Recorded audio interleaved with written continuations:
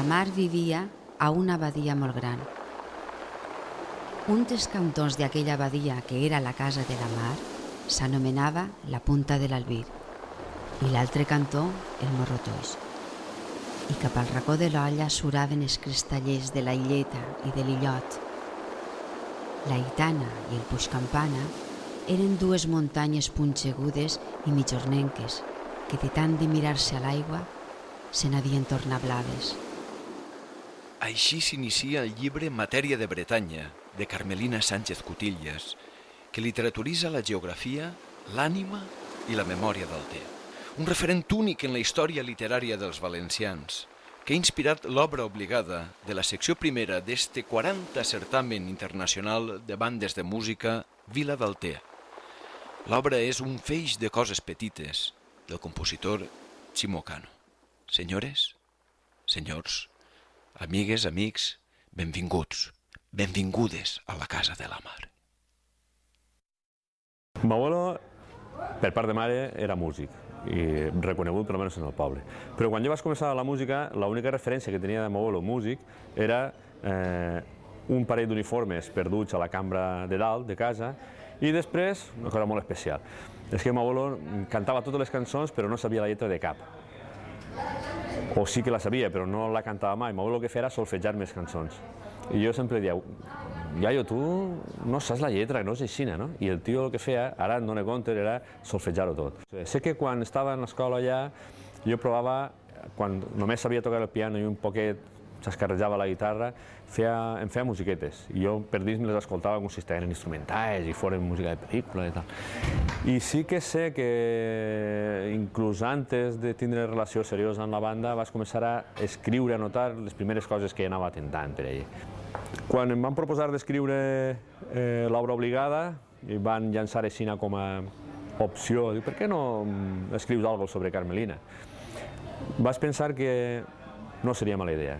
Entre altres coses, per això, pel fet de la quotidianitat que té Matèria de Bretanya. Vaig començar a rellegir, simplement rellegir els títols dels capítols i em vaig trobar justament en un feix de coses petites, que és una llista de coses menors o intrascendents, petites al final, traient de context xicotetes expressions, noms sols, van anar eixint l'invisible cau dels vents, els barrets immensos de cotonpel, les quimeres, la cançó prohibida i la urgència de ser, que són els 5 títols de 5 temps que conformen l'obra. I per mi ha sigut un regal. Ara està el compromís que és omplir aquest regal en música que estigui a l'altura. Penso que pot quedar bé, però també penso que pot quedar mal. El certamen d'Altea té molts caires per a mi. El més evident és que enguany em toca estar donant la cara. Com a músic, considero que el certamen d'Altea és la fita anual, pràcticament, de la banda d'Altea. Com a músic està implicat en la banda d'Altea. El certamen d'Altea possiblement és el certamen de més empaque, més ben cuidat i més ben presentat que existís a hores d'ara en el panorama musical nacional.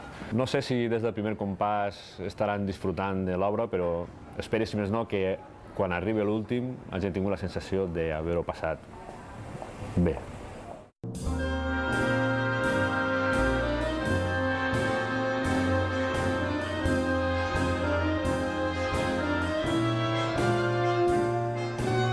Tu i jo tenim una història, nena.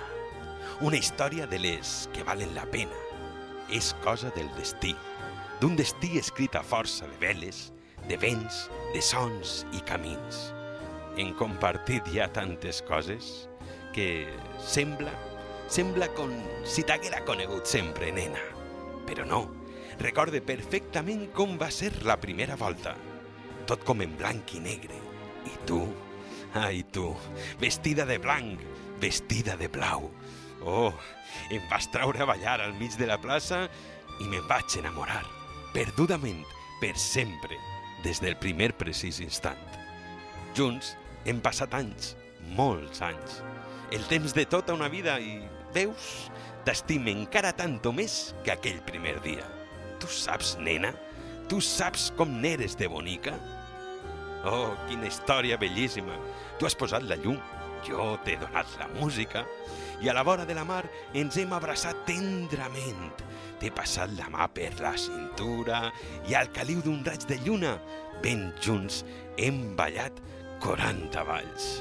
Ai, sí, l'antiga dansa de la vida. Ei, que no sé si ho saps, però a mi també em tens seduïda per tantes coses, Titi, que això, que m'agrades molt. I després de 40 anys encara em tens enamorada perduda. Em vens la teua música i em comprèn tanta gent que et coneix, que t'aprecia, que t'estima. Em pot el teu somriure, la il·lusió, la intel·ligència, l'eufòria, la passió, l'experiència, la fama, l'expectació i l'esperit jove que t'il·lumina. I què dic jo? Que si esta nit vols, quedem i ho celebrem. El 40 aniversari. Els dos, ben junts, a flor de pell.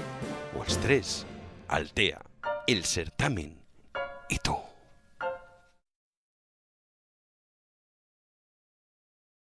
Presenten l'acte Onofre Vall de Cabres i Mamen Asencio.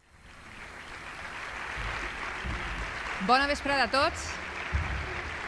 Benvinguts al certamen internacional de bandes de música d'Altea en un any que és redó. És esta l'edició particularment especial, una ocasió realment especial, primer perquè celebrem 40 anys. Una vegada més podem dir visca la música, ho fem des de ja, baix esta bandera en esta edició, no sé si s'han fixat, alteans, arts i lletres, és a dir, alteanos, artes i lletres. La composició escrita per Chimo Cano per a la secció primera d'avui s'ha centrat en l'obra literària Matèria de Bretanya, de l'escriptora Carmelina Sánchez Cutillas.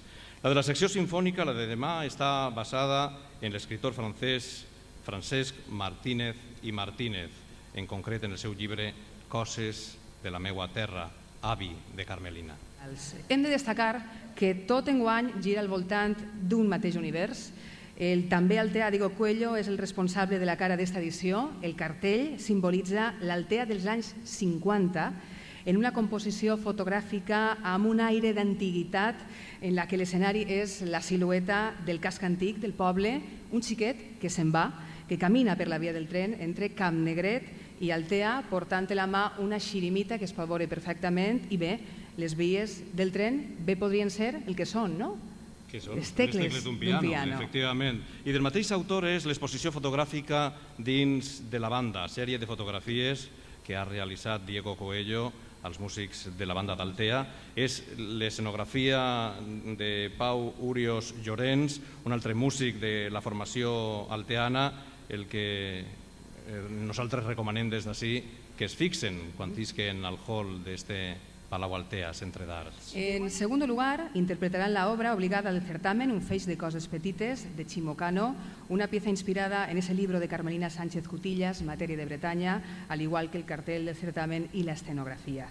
Carmelina, madrileña de nacimiento, valenciana de corazón y alteana de alma, historiadora, escritora, figura clave en la literatura de posguerra, amiga del ensayista Joan Fuster, del poeta Vicent Andrés Estellés, mujer en un mundo difícil de hombres con un lenguaje clarísimo, intenso, que rindió homenaje y de qué manera a esta tierra. Contamos entre nosotros y estas callejuelas como venas del cuerpo, como ella misma escribió, con la presencia de los familiares de Carmelina, su hija, la escritora y periodista Marisa del Romero Sánchez Cutillas, un aplauso para ellos, su marido Rafael Cano, el hijo también de Carmelina, el escritor Luis del Romero Sánchez Cutillas y su mujer Elisa Renal.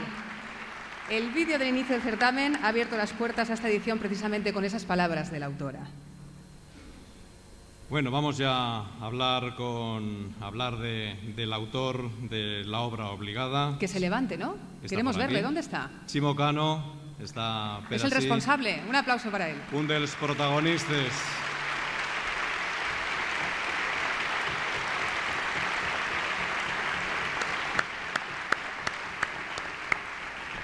Chimo Cano es un compositor de los que hacen que las matemáticas cuadren en clave de sol.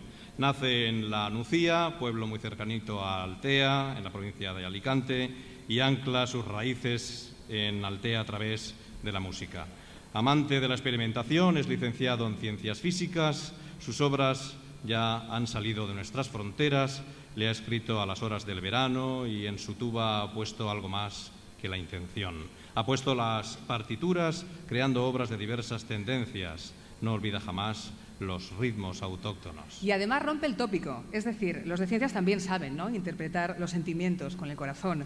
Hoy lo veremos con un feix de coses petites, que es, traducido literalmente, un fajo de cosas pequeñas. Es decir, en apariencia nada, todo lo pequeñito, pero en el fondo un mundo, tal y como hace Carmelina en su libro.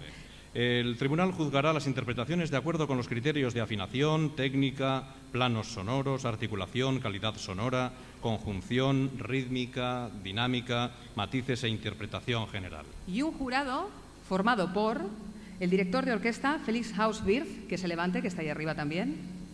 Adelante, stand up, please. Otro de los miembros de nuestro jurado es José Luis García del Busto Arregui. De nuevo, un matemático y un músico. Un aplauso para él.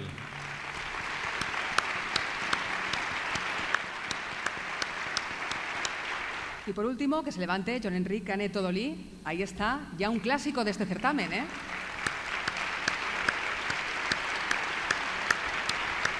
Primera banda, sección primera, agrupación musical juvenil de Cabezo de Torres, Murcia.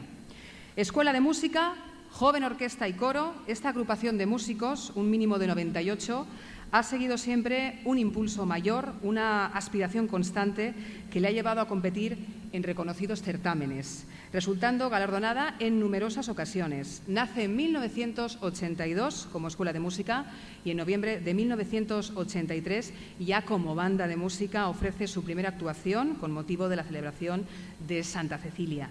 Andrés Pérez Bernabé es su director desde el año 2000, músico profesional formado en la agrupación Educación y Cultura. Esto lo saben muy bien a través de la música y ese ha sido desde siempre su lema. Vamos a conocerles un poquito más.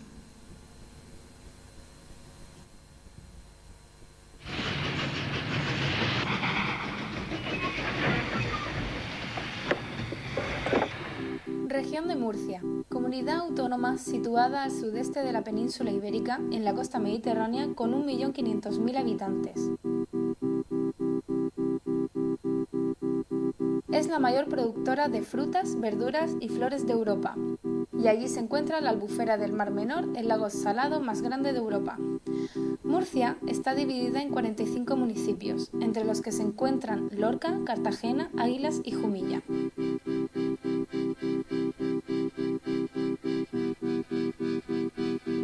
También destacan